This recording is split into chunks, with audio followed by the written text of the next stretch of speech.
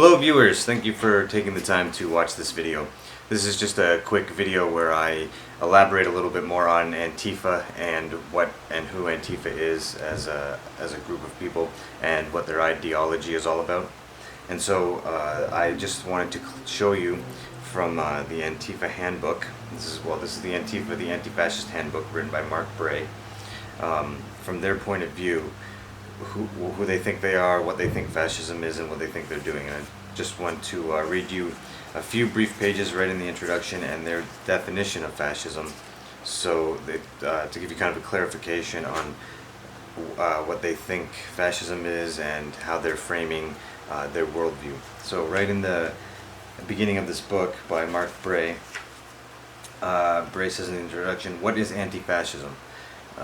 Which is the same. He used the term anti-fascism and Antifa interchangeably throughout the book. So this is like the definition of Antifa. He says, "What is anti-fascism? Before analyzing anti-fascism, we must first briefly examine fascism. More than perhaps any other mode of politics, fascism is notoriously difficult to pin down.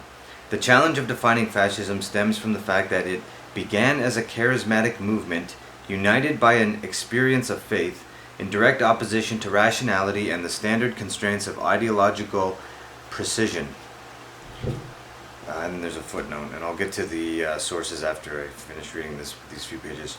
"Mussolini explained that his movement did not feel tied to any particular doctrinal form. Our myth is the nation," he asserted, "and to this myth, to this grandeur, we subordinate all the rest." As historian Robert Paxton argued, fascists reject any universal value other than the success of chosen peoples in a Darwinian struggle for primacy.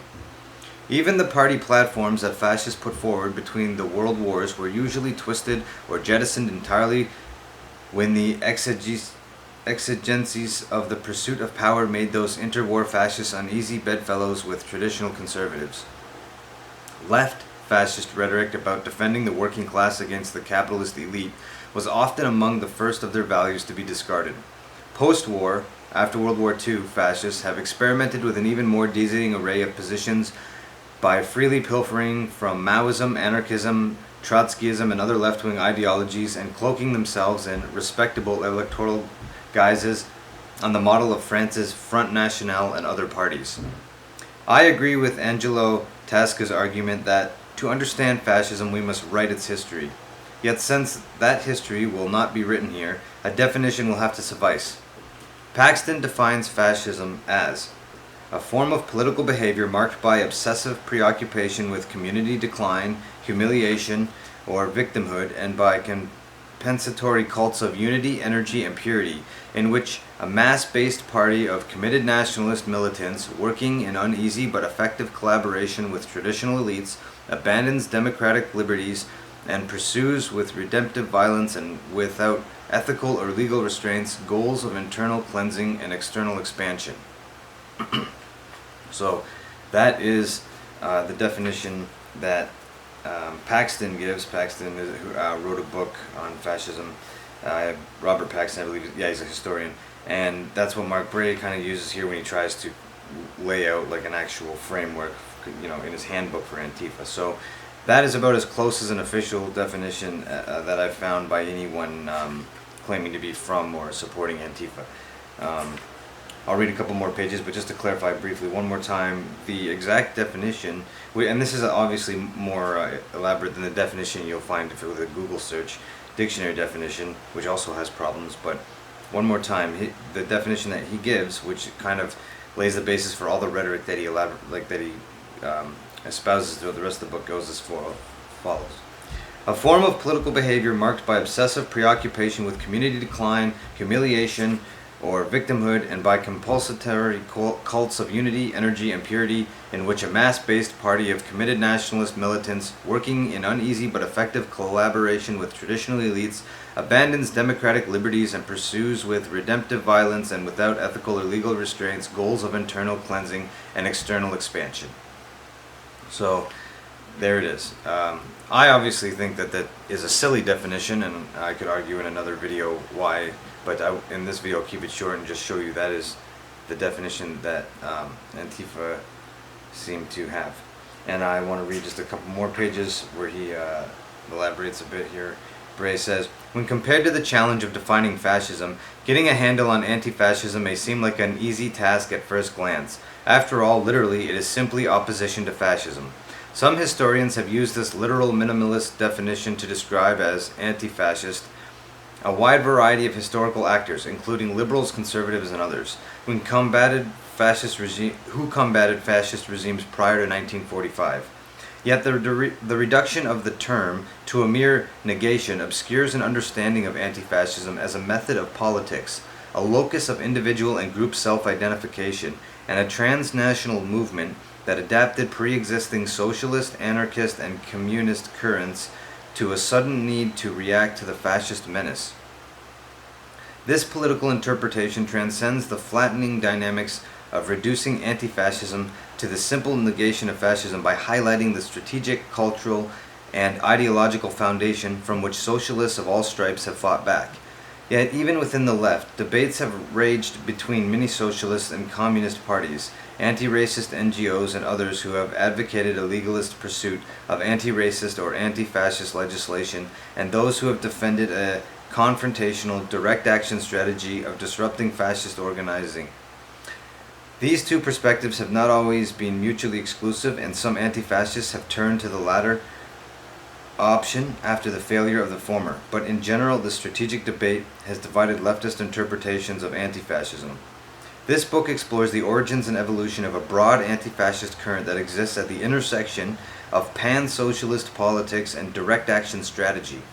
This tendency is often called radical anti-fascism in France, autonomous anti-fascism in Germany, and militant anti-fascism in the United States.